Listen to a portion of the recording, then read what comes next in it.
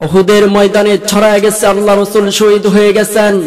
Medina Munawwara থেকে নারী দৌড়াইতেছিল, অতিমধ্যে একজনে দৌড়ে বলল, তোমার মা মারা গেছে, তোমার বাপ মারা গেছে।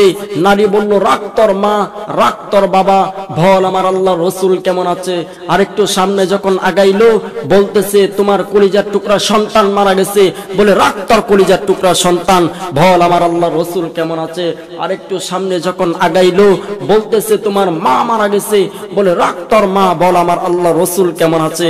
আরেকটু সামনে যখন আগাইলো, বলতেছে তোমার প্রাণের স্বামী, তোমার কলিজার টুকরার স্বামী মারা গেছে, বলে রাখ তোর কলিজার টুকরার স্বামী, বল আমার আল্লাহ রাসূল কেমন আছে।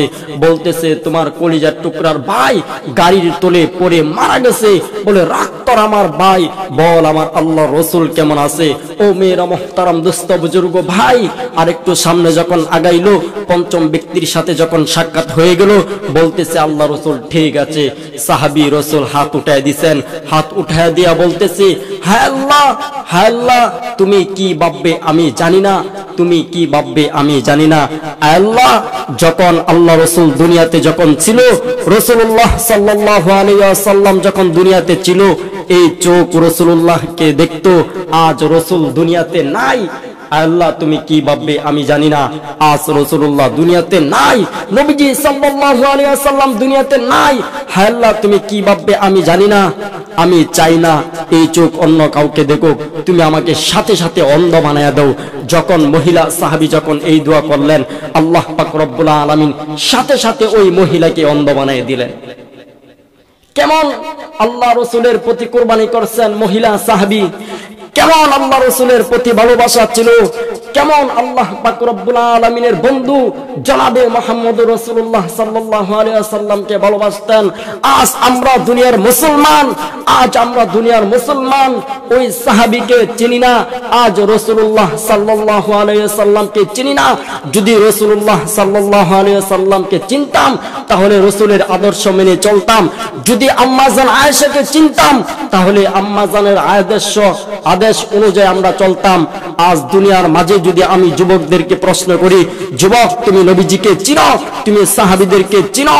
যুবক বলে, হুজুর আমরা নবীকে চিনি, আমরা নবীকে চিনি, হুজুর আমরা সাহাবীদেরকে চিনি।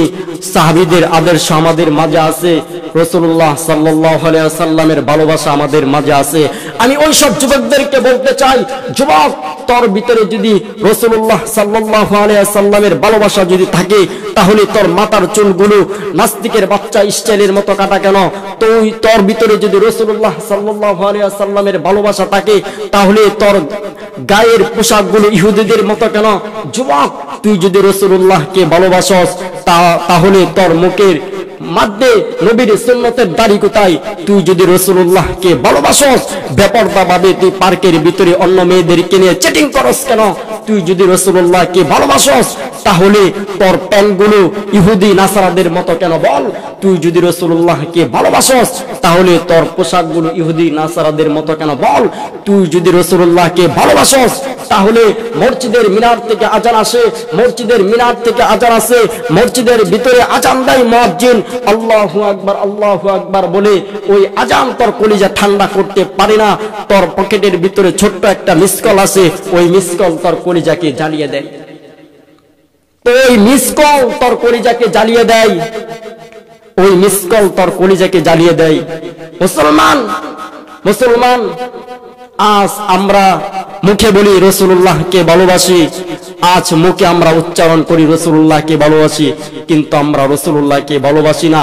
আজ আমরা রাসূলুল্লাহকে চিনি না, আজ আম্মা জান আয়েশাকে আমরা চিনি না।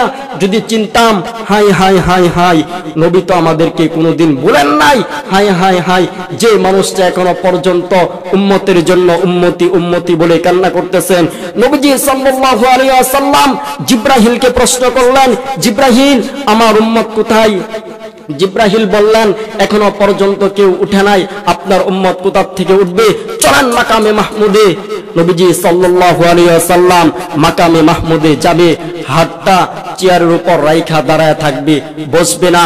আল্লাহ বলবে, বন্ধু বসেন, বন্ধু বসেন, চেয়ার তো আপনার। কোরআনে পড়েন নাই?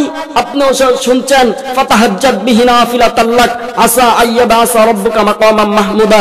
এই যে মাকামে মাহমুদ আপনি বসেন, নবীজি সাল্লাল্লাহু আলাইহি ওয়াসাল্লাম বলেন, আমি বসবো না, আমি মাকামে মাহমুদে বসবো না। আপনি আমাকে বসায় কি করতে চান? আপনি আমাকে বসায় কি করতে চান? আমি বসবো না। আমি যদি বৈশা যাই, তাহলে আমার পিপাসিত উম্মতকে কে হাউজে কাউসারের পানি পান করাবে? আমি যদি বৈশা যাই মাকামে মাহমুদে, মিজানের পাল্লার সামনে কে দাঁড়াবে?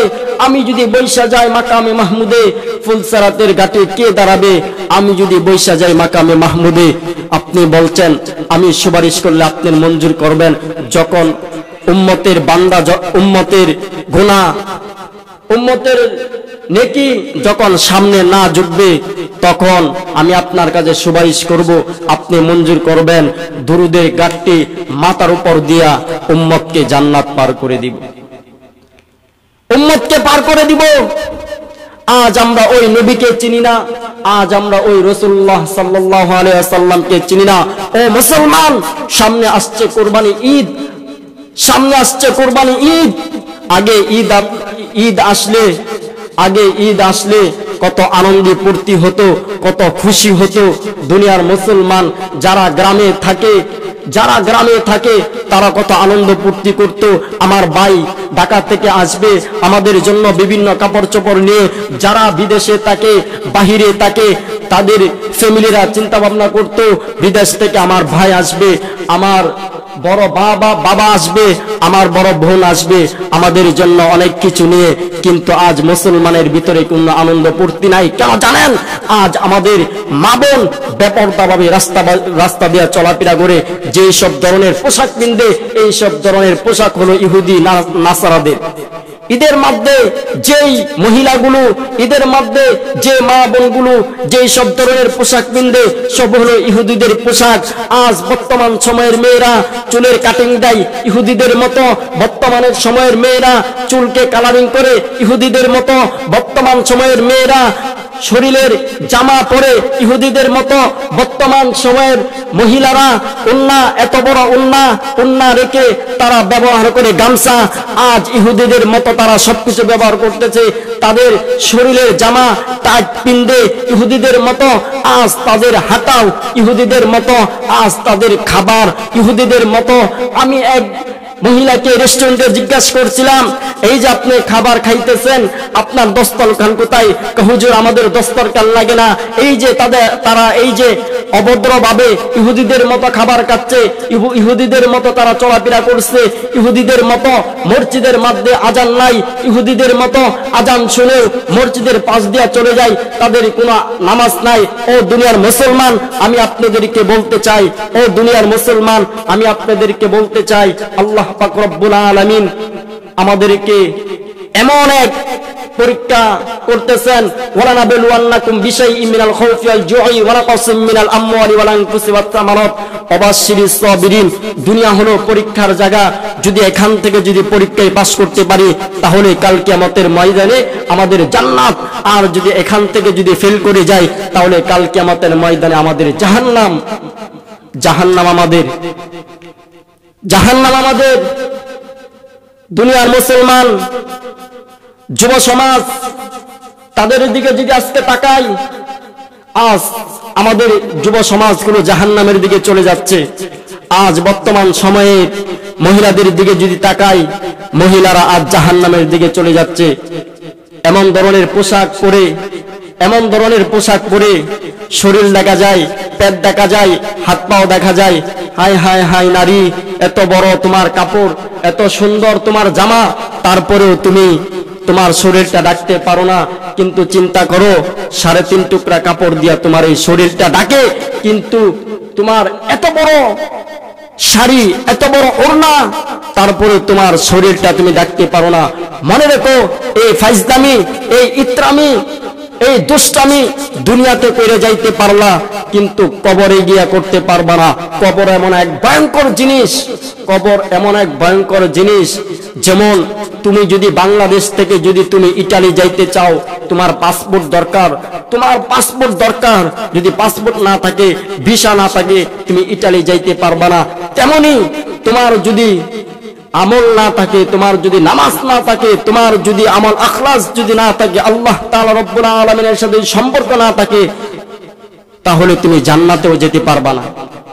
হাই হাই হাই দুনিয়ার মুসলমান, আজ আমরা আমাদের সন্তানদেরকে জাহান্নামের দিকে ঠেলে দিচ্ছি।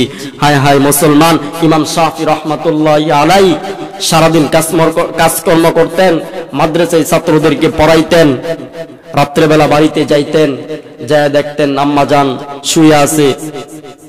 রাত্রেবেলা বাড়িতে যায় দেখেন আম্মাজান শুয়ে আছে, তেল নিয়ে আম্মাজানের পায়ের মধ্যে তেল মালিশ করতেন, আর মাঝে মাঝে আম্মাজানের পায়ের মধ্যে চুম্বন খাইতেন।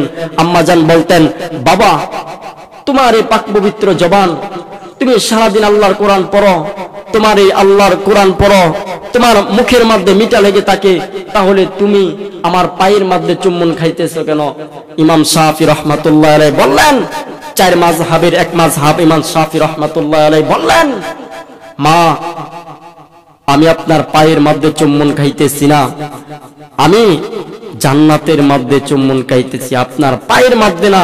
আমি আপনার পায়ের মধ্যে চুমু দিয়ে আমি জান্নাতের মধ্যে আমি সুখ নিতেছি, জান্নাতের মধ্যে সুখ নিতেছি। আজ আমাদের সন্তানরা কেন কথা মানে না? মা চলে বেপরদা ভাবে, বাবা চলে বেপরদা ভাবে, আমাদের সন্তান চলে বেপরদা ভাবে। কেন সন্তান মানবে?